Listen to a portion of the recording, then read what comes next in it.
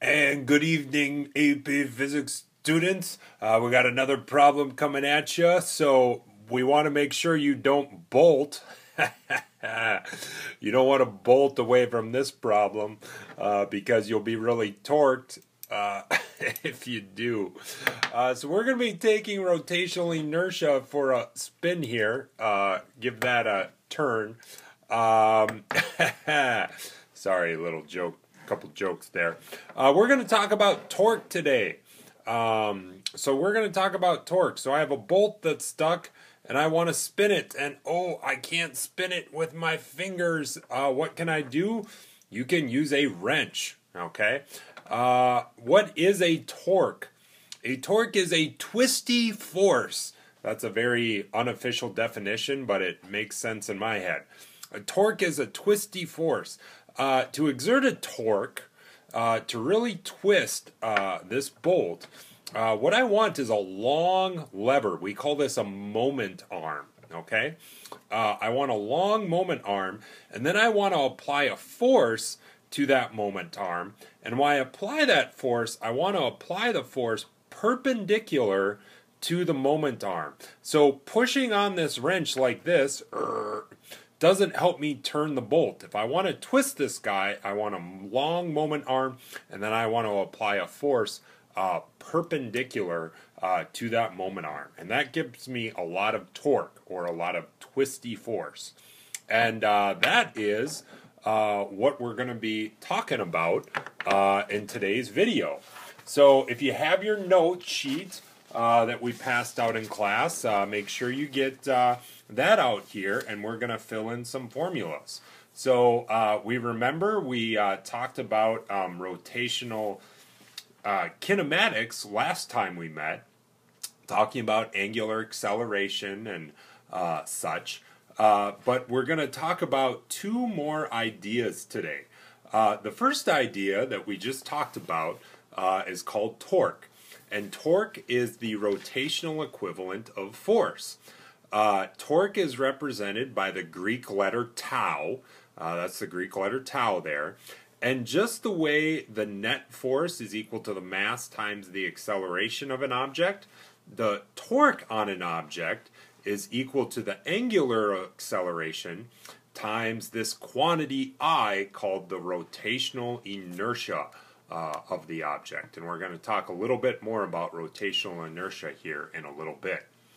So the formula for torque is we want the length of the moment arm, the length of the wrench, if you will. We call that R. And then we want to multiply that times the force. Okay?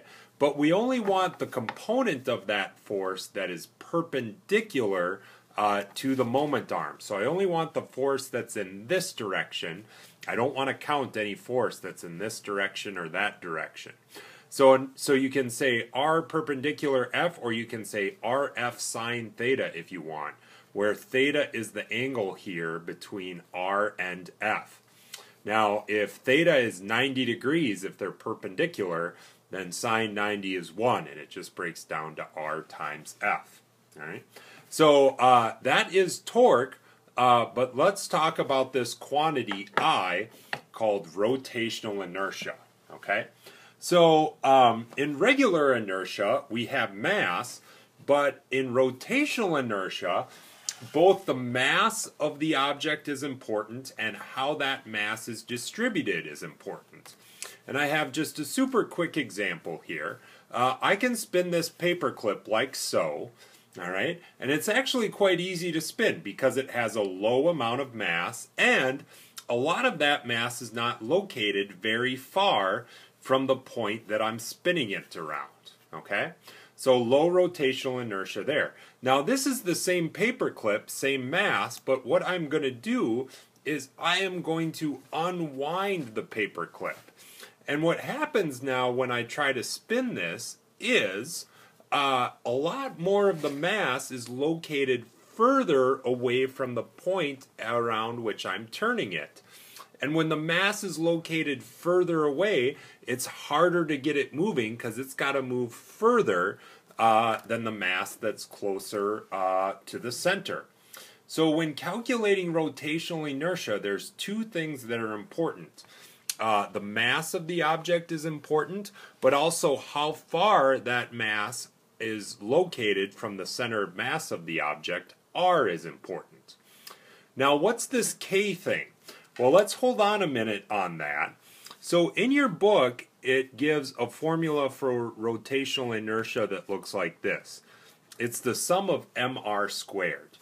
And I want to talk about this formula for a second. If I had a baton, and or a barbell, and the baton had heavy ends to it, and the part connecting the two was very, very light. To get the total rotational inertia here, what I would do is I would add up this mass times this distance squared, plus this mass times this distance r squared. And I would do that for, in this case, two masses. Now, if I had some object that had more masses,